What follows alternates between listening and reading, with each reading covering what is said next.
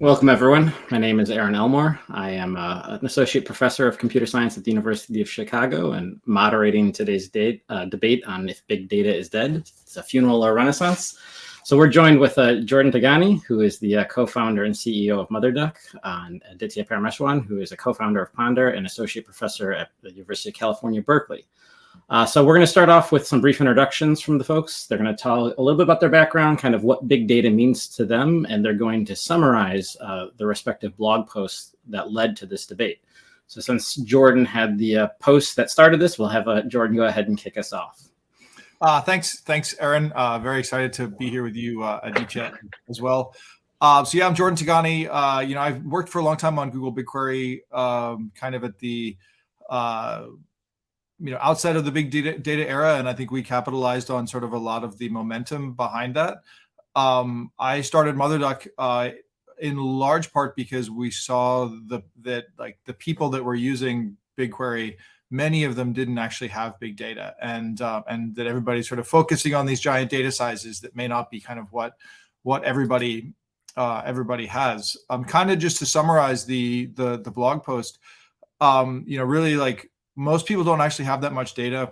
Since I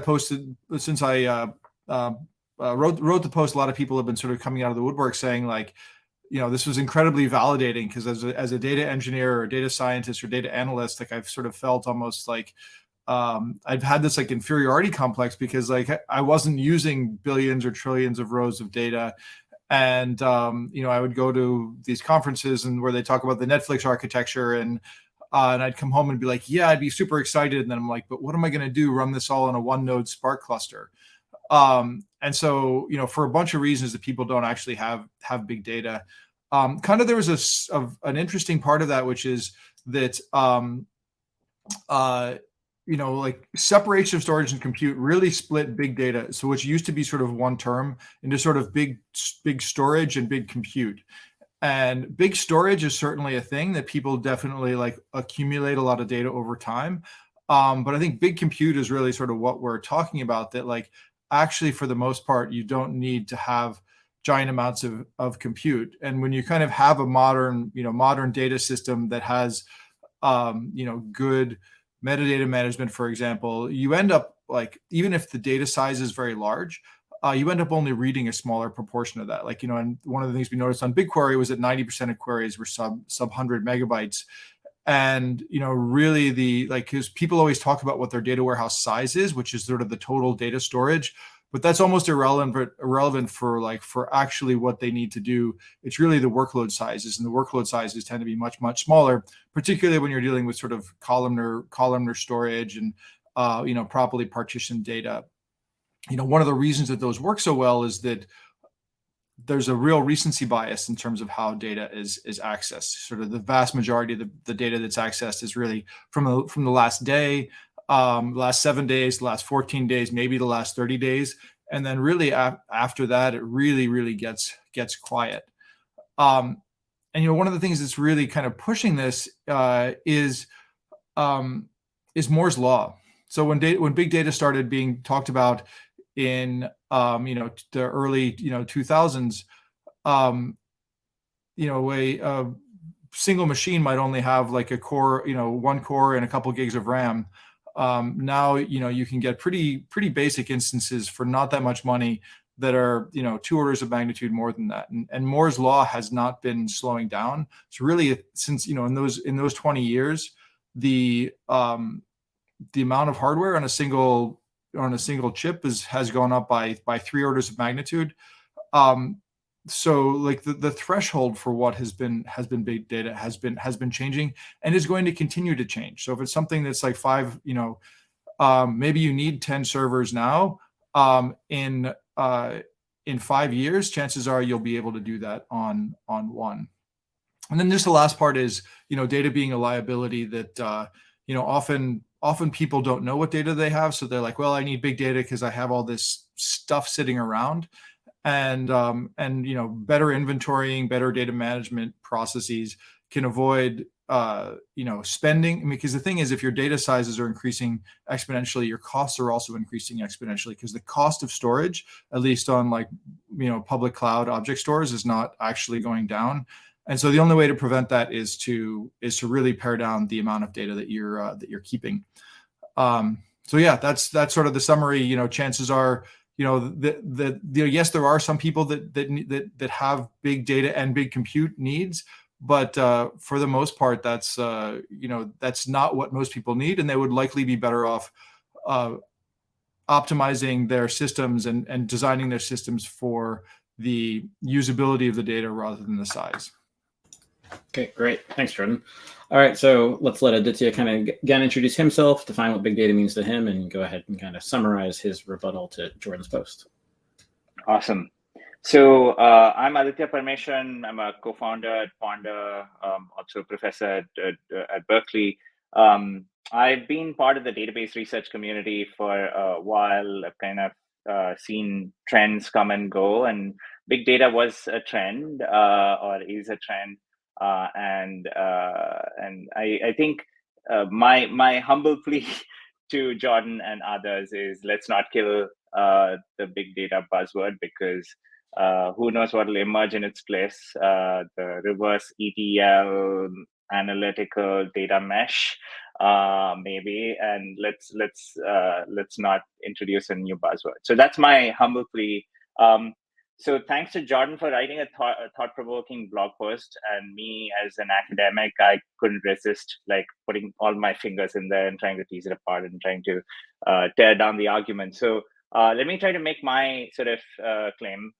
So the broad nature of my argument is that organizations have big data needs, medium data needs, and small data needs, and the key is to be able to be flexible to those organizational needs. And so we should embrace and support kind of the duck-sized workloads as well as the elephant-sized workloads, right? So let's not prefer one over the other. So responding more explicitly to some of the points that Jordan raised in his blog post and what he described just now. The first point, which is that most people don't have that much data, and I don't necessarily agree with that. But if you think about customer data, or if you think about transactional data, fine, maybe your data isn't big, but the present world is highly instrumented, highly interconnected. Even like a small, simple website tracks thousands of user actions across like hundreds of attributes, right? So very quickly it blows up. And if you look at most domains, healthcare, finance, what have you, they have this sort of operational interactions data. So it's no longer about transactions, it's about interactions, right? So why wouldn't you want to leverage all of this data for high quality, high fidelity insights or models? The next point that Jordan brought up is like the storage versus compute bit. And I think that there's a little bit more nuance there than what he mentioned, which is that even if the average workload's compute needs are small, doesn't mean that all of the workload compute needs are small. So in fact, a lot of the important workloads compute needs are not small, and you want the flexibility to be able to scale up and down depending on the workload. And simply saying, hey, I'm just going to get a beefy machine and be done with it doesn't quite work, because you at that point, you're ending up doing the should you run your own servers versus should you use the cloud argument. And for a lot of organizations, the cloud is the right answer. The ability to flexibly scale up and down is the right answer, rather than simply like provisioning upfront and what are usually pretty expensive servers. The next point that I think Jordan brought up is most data isn't queried, right? And I think there is definitely a recency bias to data, like to querying data, and recent data is queried more. But as we're learning with ML and data science, you kind of need to look at all of the data, and looking at more data and throwing more compute is going to lead to better accuracies, right? I mean, if there's one thing that we learned from the chat GPTs of the world, is that they are revolutionizing how we do knowledge work, and they wouldn't exist if we hadn't thrown more data and compute at the problem. So, and at a much smaller scale, of course, we're not talking about those throwing massive compute and data at the problem like OpenAI might. This is at a much smaller scale, holding true in individual enterprises as well. So it's better to have the flexibility to scale up and down, and for at least a high value workload to be able to operate on as much data as possible. And then I think the final point is around kind of the single machine versus big beefy cluster. Often you'll find that a lot of the beefy machines that you might need to provision to run your workload currently is actually pretty expensive. Even with Moore's law, it's currently pretty expensive.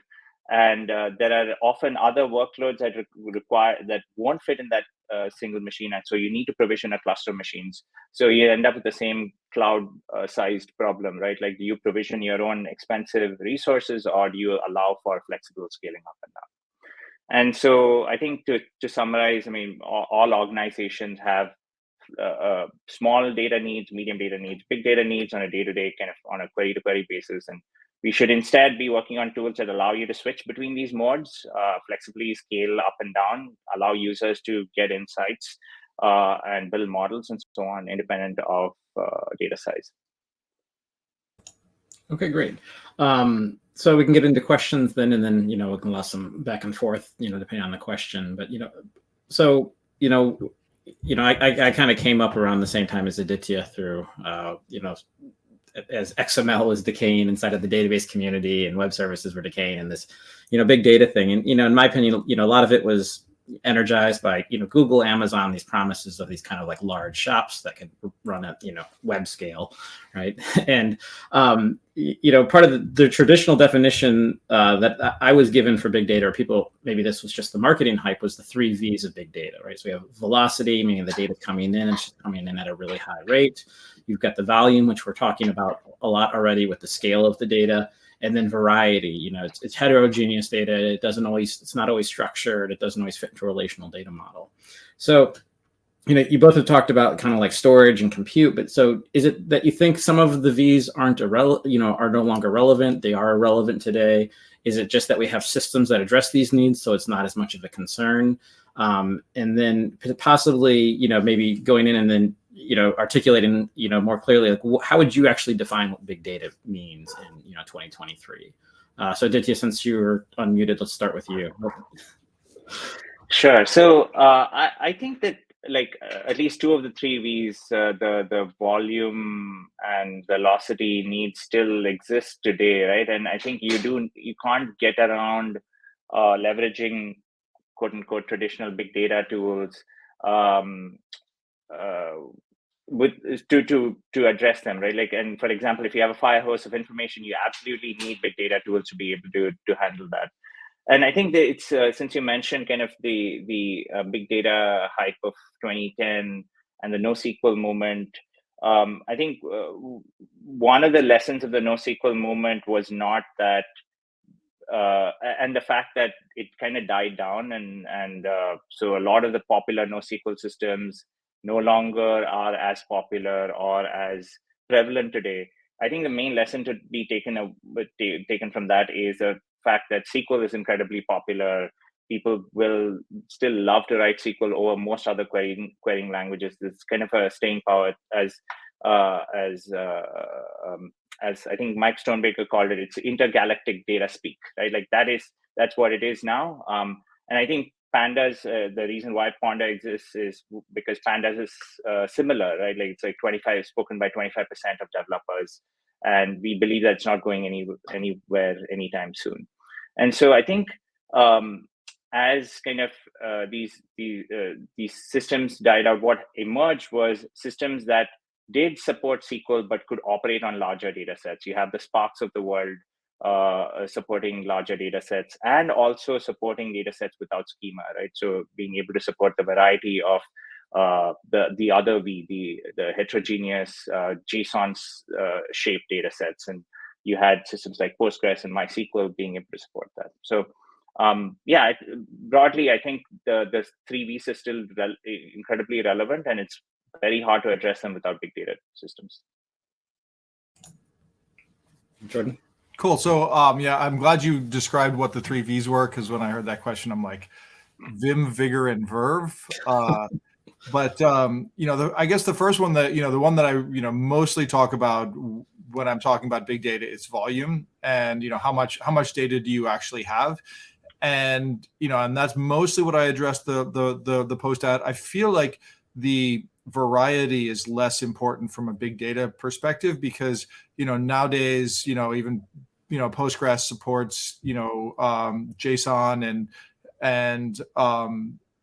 and kind of nested queries with arrays, and that's becoming popular in all sorts of data systems. Certainly it's in DuckDB. The velocity, I think, is the one that's still quite interesting. It's like if there are a number of places where you have these fire hoses that have massive amounts of data, and you have to figure out how are you gonna land that data. I think that there are some non-big data-ish solutions to that I think may be actually more interesting and more actually more scalable from a certainly a cost perspective, which kind of move the analysis, the filtering and analysis of that data out to where the data is being generated, rather than having to sort of pull it all into a single centralized location. But certainly that is kind of another interesting area of where you might still need to scale out. But that at least also is kind of a smaller area of the overall kind of compute landscape. And the other thing is it also just sort of leads to additional recency bias, because a lot of the computation you need on that is the stuff that is happening right now. So yeah, great. So, yeah, I remember I think it was Postgres 11 or 12 when they did JSON as a data type. There was the joke going around that they implemented Mongo as a feature. Sure, yeah. But yeah, so do you think that some of the velocity then is just addressed by the tooling and the services that are offered today? You have things like Kafka. You've got, you could point just the largest fire hose possible at S3 and dump it in there, and so that's just mitigated by these services, and therefore it's less of a concern. Yeah, I think so. But I do think it's still an interesting area. And because if you do need to process the data as fast as it's coming in, and react to it as fast as it's coming in, which I think is important, you may actually have to scale out because you just don't have any options. Anything, Aditya, you'd like to add on that? Yeah, I think to Jordan's point about being able to filter and kind of subsample or summarize or extract the high value nuggets as the data is being generated, and then landing those in a data warehouse.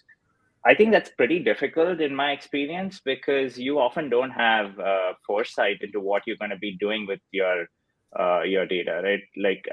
And this is why you have the so-called whatever lake house paradigm emerging as something that people are doing, right? Because you store whatever data you're generating, you don't know what you're going to be using it for, so you can't really kind of get rid of most of it or summarize it or filter it, and therefore you kind of have to store all of it. And then depending on the query, you look at some of it or all of it, and so on. So I think the volume and velocity problem, what I'm seeing right now is people are basically saying, hey, I can't really deal with either of those at the moment, so I'm just going to store it. Storage is relatively cheap, and then figure out how to extract, transform it over time, right? So that's what I'm seeing emerge as a paradigm.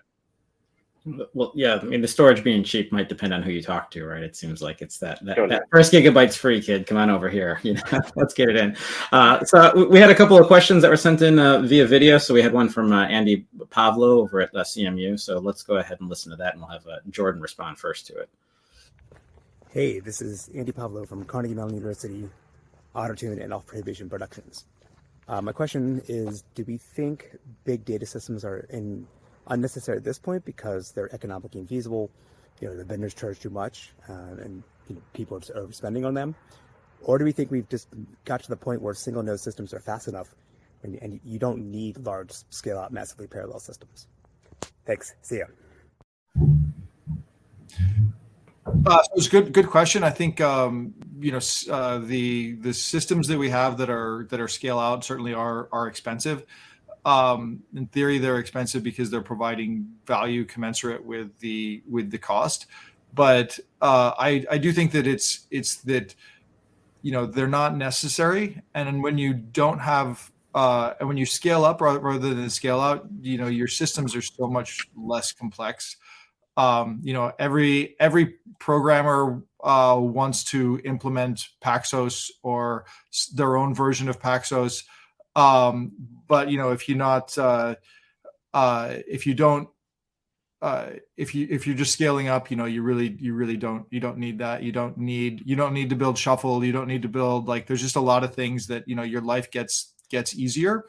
And so I think you can move faster and you can focus on, the things that actually matter rather than sort of the complexities of dealing with a scale out system. So I think that we can build more interesting systems if we scale up rather than scale out. Anything, Aditya, you want to add or counter on that? Yeah. So I think again, I'd like to go back to my analogy of this being just another instance of the cloud, right? Do you, as an organization, provision a fixed set of resources upfront, or do you flexibly scale up and down, right? And if you say, hey, I'm going to be provisioning a bunch of beefy servers, give one to each of my business analysts, and then let them operate on as much data as they can comfortably analyze in their beefy server. Soon you're going to run into management issues because you're going to have to deal with these very issues that Jordan mentioned of, you now have a job that can't be handled in a single beefy server. So you now have to implement Shuffle across all of these servers to get something done, right? And so wouldn't you rather just hand it off to someone who does it for you, flexibly scales up and down for you? So for a lot of organizations, that decision would be, yes, let's have someone else flexibly scale up and down rather than me managing these servers and provisioning for it. The other cost argument, which may change in the future, I agree, is that these beefy servers that you might want to buy in-house or reserve for your data analysts or business analysts or data scientists are still extremely expensive. So you're in fact, in many cases, the ability to flexibly scale up and down might actually be a lot cheaper than saying, hey, I'm going to get one beefy server for each of my business analysts. So if I could just address that, quickly, totally. The amount of hardware that's in a Snowflake XL is, I think, 128 cores. There's an i4i instance in AWS that I think is $11 an hour, and Snowflake charges roughly $48 an hour. So if you consider there's sort of the SaaS markup on top of that, it's not incredibly expensive to be able to run that yourself. And that's, huge. It's also a terabyte of RAM, pretty, there's not a lot of workloads that you can't run on a Snowflake XL.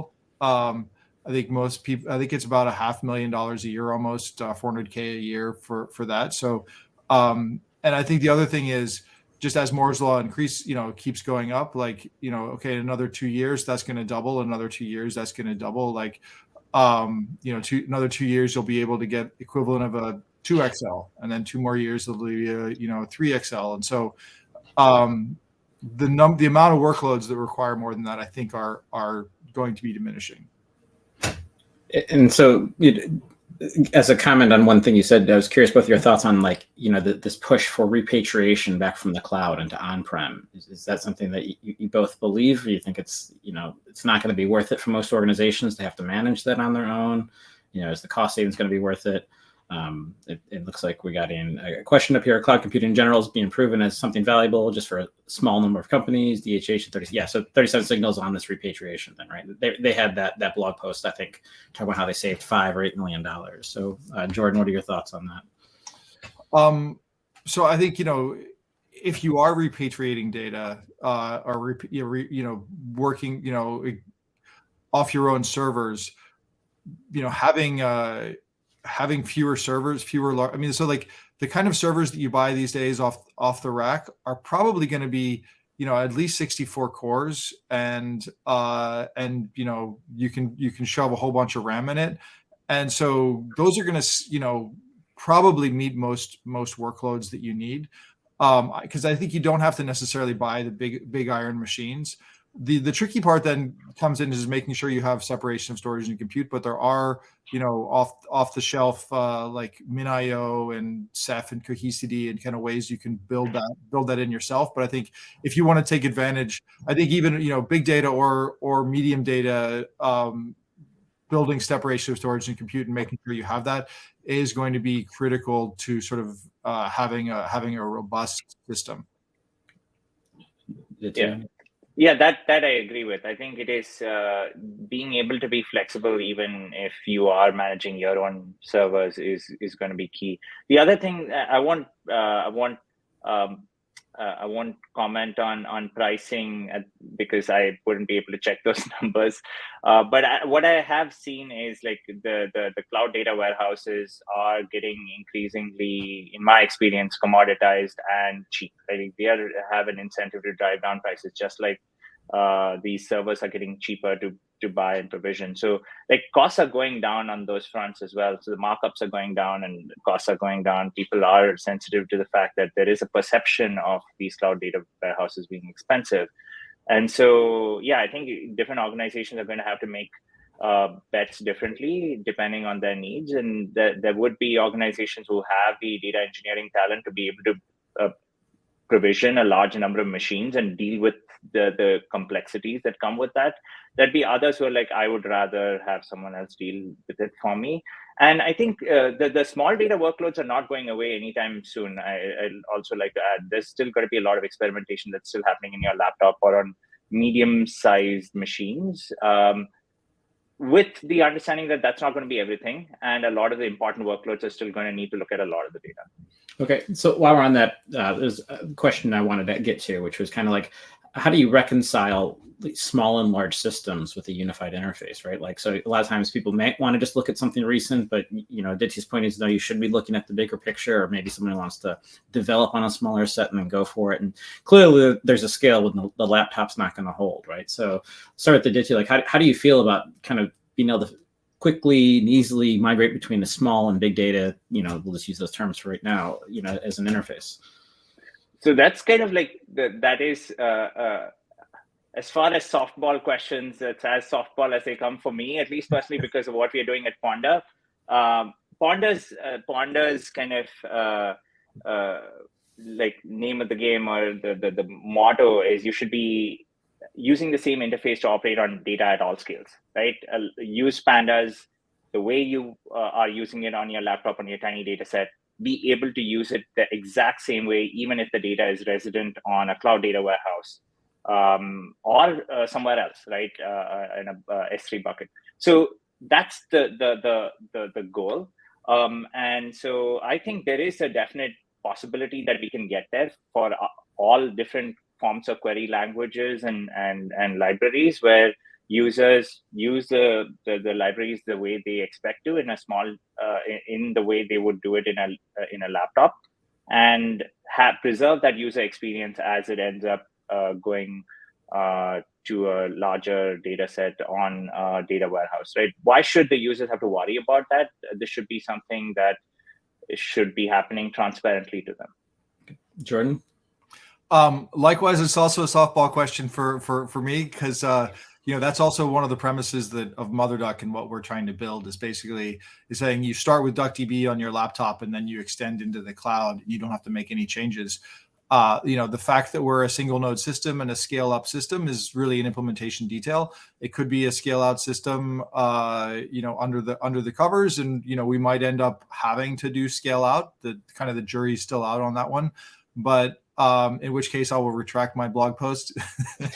But we have an internal bet about whether we're going to have to do that. I'm taking the no. Other people are taking the yes. But yeah, I think that's there. There's a premise. There is obviously still a scale beyond which you need to scale out. but I just, and there are kind of many organizations are going to have some of these workloads where you have to do this kind of thing, but there is still Spark, there is still systems that can handle that. And I guess the other thing is that there's always this performance versus scale out trade-off. And if you're willing to take a little longer, you can do anything on one node. Great. So there's been a few questions coming in on the chat that's kind of asking about what is your perspective on the role of real-time systems or real-time analytics, and kind of how do you see the future of streaming analytics? Like if you had to kind of squint and guess, like what percentage of analytics or valuable analytics do you think today are from streaming versus where they'll be potentially in 5 years from now? So how do you see, there's a question on the screen. So Jordan, you want to go ahead and start off with that? Yeah, first of all, I'm a huge streaming nerd. I think streaming systems are amazing. I think that's a more natural way of actually performing computation, even though it requires you to think a little bit differently about it. And in Google, we used to do a bunch of batch computations, and we switched a bunch of them over to sort of streaming computations. And they just worked better. They were more maintainable. They were more scalable. You could, when something breaks, you find out in 10 seconds rather than 2 days later when the map reduces stop working. And so yeah, I think streaming analytics is a great way of solving problems. It is, there are some tricky things, and I think there are some people that are trying to sort of tame some of that trickiness. In BigQuery, we were very into sort of streaming and making streaming possible, and reconciling state, I think, was one of the most hard problems. Late arriving data is also another hard problems. That said, I think it's always been 2 years away, and I don't know that we're any closer. Now that we've been 2 years away for 10 years, so I would love to see it be more common, but I wouldn't at this point. I wouldn't bet on it. Yeah, I mean, I work with Mike Franklin, and he's been saying they've been working on this since the early 2000s, right? So it's been a couple of years away for a long time in his belief. But Aditya, you want to follow up on that? Yeah, I'm less bullish on streaming systems. I think in particular, I think it's going to end up being more of a niche analytics use case, specifically targeted towards observability and things like that, rather than anything related to true insight generation, business intelligence, or machine learning and data science. So that's where I see the vast majority of analytics going to be at. And there's going to be a few niche use cases around observability and reacting to events, but I think it's going to be niche. Okay. So we had a question from Astasia Myers. So let's go ahead and go to that because I think it might be relevant to where we're at right now in the discussion. Hi, I'm Astasia Myers from Quiet Capital. Thanks for fielding one of my questions. I thought Aditya did a great job highlighting that there is a difference between record-keeping data and operational data. He argues that operational data grows quickly and can be bigger. I see this in my portfolio companies with machine-generated data. So I'm wondering, Jordan, do you believe that your claim that big data is dead is applicable to operational data? So it's certainly an interesting question, and I think to me it's really about the operational data. It can get quite large if you're looking at your clickstream logs, and there can be a lot of data coming in. But I would say also a lot of that data, that's the data that decays very rapidly in value over time, and so looking at what's going on right now, what's happening, are there alerts, are there problems that are happening? Maybe you look at what happened yesterday, but it's much more rare that you would want to go and you scan the last 60 days or 2 years worth of data. So I do think that even though operational data can get pretty big, I think the fact that you don't usually have to use massive time ranges is really kind of what saves you and allows you to process it a smaller scale system. So then pushing back for you, Aditya, a little bit to balance out the softball. So if operational data is part of this, what you said, you're not bullish on streaming data and reports in this, but that to me seems like that would be the value of operational data, is be able to make real-time decisions or near real-time decisions, right? So if you're saying the value of operational data is more archival, do you think there's good examples of use cases that have demonstrated that success? And then a related question that came from Mike Franklin yesterday, I'll just pitch this in there, is that he's had some conversations with folks. They say when this data starts getting older and older, like Jordan said, there's a decay, but part of the decay actually comes from that the applications evolve or the users evolve. So it actually gets a lot harder to model that data to say what was the state of things 3 months ago versus the state of things today. So totally. Yeah. So I think there is a certain type of operational data that is, again, like observability, streaming, just like what's happening right now, like is my server running hot kind of data, right? Like that's not the data that I would consider to be, that data has certain use cases and interest, but imagine, let me paint a different type of operational or sort of event sequence data that could be equally valuable. Let's say maybe even more valuable. So let's say a user, I think I gave this example earlier, a user is interacting on a website, clicked on a bunch of things, decided whether or not to make a purchase, right? Now, that event sequence of what the user did is incredibly valuable for someone trying to optimize whether what are the pain points for customers when they're navigating a website? Where are they getting stuck? Why is that not leading to an eventual purchase? And being able to not just identify those patterns, but also try to draw inferences and trends over time, and also maybe build models on, this type of person does this type of action. All of that is going to be really important and is only possible with this machine generated data. Even if you have things like sensors so the other forms of machine generated data include like things like sensors. And again, there's a question of how do you make sense of all of this data with machine learning models, and even if you want to, not all of it is just like summarized away and bias towards recency. Often you want to look at data over time and draw on insights across all of it, as opposed to just on the most recent stuff. And again, I think what we've seen with the likes of the large language models is that more data helps, right? And yes, for certain types of questions, more recent data helps. And these may be some of the questions that streaming systems are tailored towards. But the more general data science and ML and AI use cases do require as much data. They're data hungry. They can use all the data as much data as they can. To the second question on data drift, I think a lot of these machine learning and AI systems can actually learn the drift, right? They can learn the pattern change over time, while still capturing the underlying phenomenon, right? So I think they understand that, okay, I don't know, people's likes and popularity and friend networks are growing over time. That could be a part of a feature, but they take that into account as they're building the models, right? So, or as you train a model.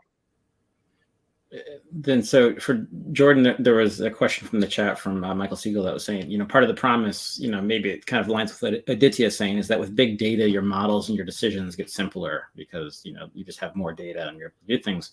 But the articulation, if you're trying to do more complicated, you might need to do more complicated analysis or more complicated methods or models with smaller data. Do you have any thoughts on that? Or yeah, but I think also like some the experience of the large language models is that there's not everybody's going to have to train these things, and having training some of these big models obviously has to be done on massive clusters and with specialized hardware, but I think for most people are not going to need to have access to those things. I think Aditya's answer about being, there are some times when you do want to have to do some sort of deeper computation that's not just a simple sort of scan, filter, aggregate, and something that resists summarization over your data, and use more and a longer time window of data. Just the one thing that I would caution about from that is the longer back you go in your data, the more dangerous it gets to draw inferences directly from it based on how the data is being collected today, because schemas migrate over time. The meaning of something migrates over time. There were like data collection bugs or something, something screwed up in the system that only happened over like December in like 2017, and those kinds of things can sort of be these sort of silently skew the inferences you're making about the data. But the point is still valid. There are certainly use cases for broader computation and deeper computation over larger sizes of data. So if someone came to you and they were kind of describing, what they want to do, how would you identify the difference between a big data problem and a problem with big data? Knowing which is the right case to go. Should I stay small? Should I go big? Do you have thoughts as to how somebody could get that insight or that knowledge? Or is this just something gained with pure experience and understanding? Well, my philosophy is start with the simple thing until you've demonstrated that you can't do the simple thing. And so, yeah, give it a try. And if you can't scale it up, then scale it out. Did you anything to add on that, or is it? I think that's in general a good rule of thumb. Okay, so Aditya, Raul Castro Fernandez asked a question about, outside of operational data, do you find that there's other domains where the rate of data is really outstripping or outpacing the growth in compute and memory density? Or do you think it's really limited to kind of sensors, automated devices, and operational data? So I think, okay, so there is two aspects here, right? Like one is the rate of data growth and the other is the compute needs, right? So one could argue that even if what you're operating on is medium-sized data sets, there could be situations where you want to provision a large amount of resources to be able to process that medium data set in a very, very small amount of time because it's a really urgent need. So I think simply saying, hey, okay, like the data dictates the compute needs, again, is painting in very broad brush strokes, because I think the timeliness of the need and the size of the workload are both important axes to be considering. And so depending on how timely the need is and how much data you're operating on, you should ideally have the flexibility to provision the set of resources that you want. And like I mentioned with the website example, like pretty much every industry would have sort of instrumentation of whatever people are interacting with, be it a website. I mean, if you think about healthcare, finance, retail, all of these scenarios, there's lots of data coming in, right? It's not a bespoke IoT sort of situation. IoT itself is generating zettabytes of yottabytes of data, sure, but like even very quote unquote important verticals with lots of data or with lots of that rely on data a lot have this operational data problem, like finance and retail and healthcare, automotive, hardware, etc. Great. So this probably for both of you, but maybe more Jordan is, Jordan, you partly articulated that, look, keeping this old data is a liability. There's potentially like the data quality degrades. There's the cost associated with the storage. There's even potential liability, security risks or whatever. But you're not saying that there's still no value in it, but it might just need a closer eye on understanding what is that data value to keep or how to keep it. Like maybe it is some kind of materialized aggregates or a model based on that data. So do you think there's good processes in place for people to kind of help sniff through historical data and see what is the right data to keep, or is it just kind of a green field right now? Yeah, I don't know that there are great ways. I think one is, I think if you have a data lake, that can sometimes lead to sort of sloppy data management practices. That I think using a data warehouse and sort of proper data, like schema on read is sort of lovely for, hacking something and getting it together quickly and being able to make things continue to evolve. But it's really bad from a governance perspective, like, because you don't know what you have, and if you don't know what you have, then you don't know what you're not supposed to have, and then don't know who's doing what with, and how. And so I think, kind of using kind of more rigorous, either lake house or data warehouse kind of storage management, data cataloging, governance, and using that to understand what you have. And like somebody was talking the other day about they have a bunch of data sitting on S3 that they know no one has used in like 6 years, but they're terrified to delete it. And like that's a bad situation to get into. And I think the only way to, like, sometimes you just have to rip off the Band-Aid, and sometimes it's just sort of like, if I throw out all those clothes in my closet that I haven't worn in over a year, I always think, well, what if I need that for a costume, or what if I need that for something else? And it's like, you're probably not actually gonna need it, and you probably you're gonna get less value out of it than you think by keeping it around. But I don't know that there's an easy answer to the problem. Yeah, when Aditya and I were postdocs together at MIT, we had some interesting conversations with a group with, they had hard storage limits, right? So they had to get rid of data, and they just gave this nice analogy of the toothpaste, the fact, the tube, you kind of get, stingier and stingier, but they had to start deleting stuff. And their process for deleting was scary, because it was just emailing like, hey, anyone know what this data set is? Can we recreate it? Is it derived? Is it, so it was, it was an interesting exercise. Okay, so I think we're hitting about 45 minutes. I think we wanted to wrap up with you each trying to take the other person's perspective and kind of argue for the other side a bit. So with that, Aditya and Jordan, if you want to, switch gears and do that, I guess we should start with Aditya on this one and say what you think Jordan is right about. Yeah, so I think definitely there is you should operate on the sizes of data sets that make sense for your workload, for your organization. I think thinking carefully about what makes sense for your organization and picking resources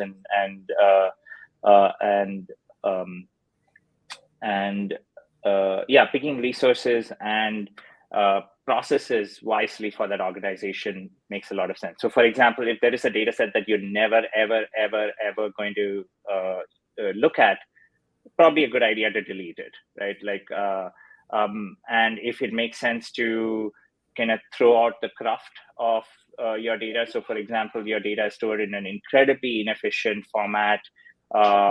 If you can get the same data set stored in a much more compact format while not losing any fidelity whatsoever, do that, right? Like, and so all of that is makes a lot of sense.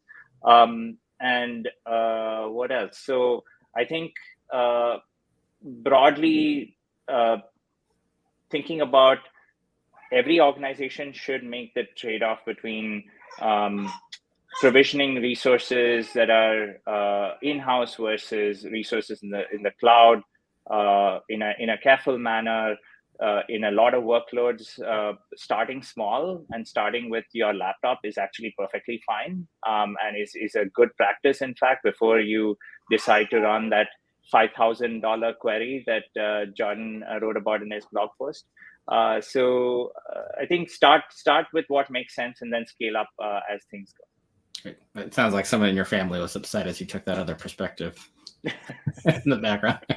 All right. Sorry, I have a 1-year-old. No, it's just great timing to start, and you kind of get into that mode of now I'm upset.